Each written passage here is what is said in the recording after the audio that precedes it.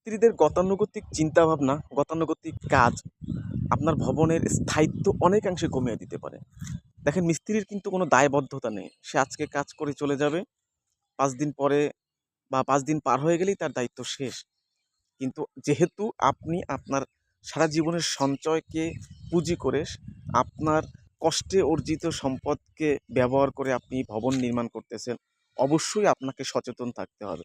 একজন দক্ষ ইঞ্জিনিয়ারের পরামর্শ নিয়ে ভবনে কোন কোন বিষয়গুলো আপনাকে অ্যাভয়েড করা উচিত, কোন কোন বিষয়গুলো অবশ্যই বাস্তবায়ন করা উচিত, এই বিষয়গুলোকে অবশ্যই আলোচনা করে নেবেন।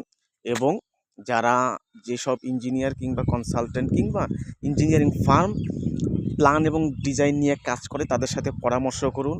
আপনার ভবনের জন্য সয়েল টেস্ট করুন। সয়েল টেস্ট করে সেটার আলোকে আপনার ভবনের ডিজাইন করে সেভাবে কাজ করুন। আপনি বাকি জীবন নিশ্চিন্তে থাকতে পারবেন।